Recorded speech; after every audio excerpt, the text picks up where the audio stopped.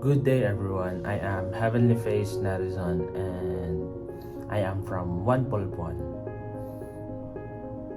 block under the Department of Political Science from Faculty of Arts and Letters.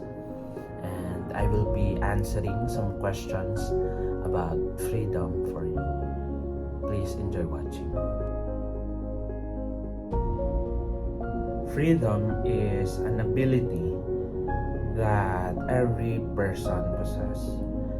Freedom is an ability that is gifted to us from God. It is an ability to do things our own way without being constrained by anyone or anything. Some example of freedoms are freedom in speech, freedom to live. Freedom in speech, whereas you can be vocal of anything that you can think of without thinking anyone's opinion towards you. I believe that freedom doesn't have limitation in its own, but rather limitation depends on the people that possesses it, perhaps the society. Because let's just say, for example, a killing.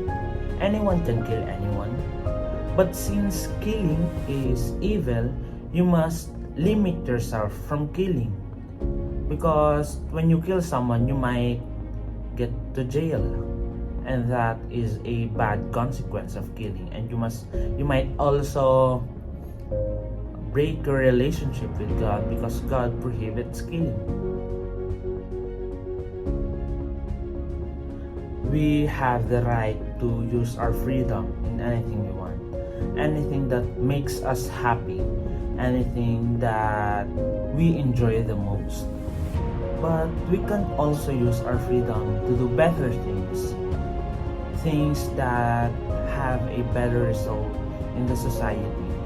We can use our freedom to follow Jesus, to follow His teachings, and to spread His teachings to our neighbors. Following Jesus is hard and challenging, where you can meet a lot of obstacles, such as temptations and hardships. But by the end of the journey, I can say that it will be most fulfilling, the feeling of joy, pride, and success. Joy that you have finally come to terms with Christ. I am saying this in a perspective of a teenager who loves to go parties and who loves to go out with friends. Because as a teenager, you would always want to find ways to enjoy life while it lasts. But that stops there. After the parties and going out, you can no longer enjoy life, but with reminiscing of the moments you've had. But with Christ, it's a whole lot different. The enjoyment you have felt while going to parties and going out with friends will be a lot better by following Christ.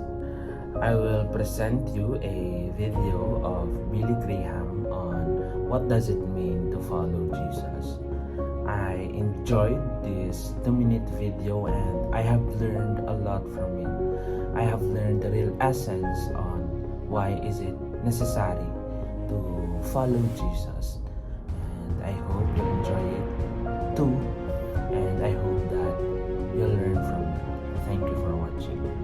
Christ said, if any man will come after me, let him deny self, take up his cross, and follow me.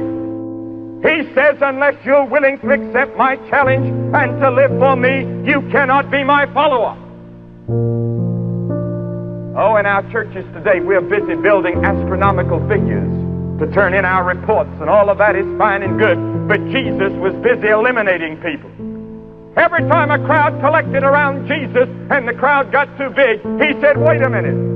He said, if you're going to follow me, you'll have to deny self. That eliminated one crowd. Then if the crowd was still too big, he'd say, if you're going to follow me, you'll have to take up a cross and follow me. Well, that eliminated most of the rest of them. because they didn't want to go to the cross. The cross was the electric chair. The cross was the gallows in that day. And Jesus said, if you're going to follow me, you'll have to take up your electric chair. You'll have to take up your place of execution, the unpopularity that comes with following me. And most people are not willing to do that. Most people are not willing to take their stand for Christ. Most people are not willing to stand up and be counted when it comes to surrendering to Christ. I ask you tonight, are you sure that you're a Christian? Are you sure that your sins are forgiven? Are you sure if you died you'd go to heaven? Are you sure that you're ready to meet God? In the strictest sense of the term, I ask you tonight, are you a Christian? Are you sure of it? If I had a doubt in my heart tonight that I was ready to meet God, you couldn't drag me out of Madison Square Garden till I'd settled it. Make sure. Give your life to Christ tonight. Come and receive Him. All right, that's a Christian. Christ dwelling in the heart. A personal encounter with Christ. Receiving Christ as Savior and Lord. That is a Christian.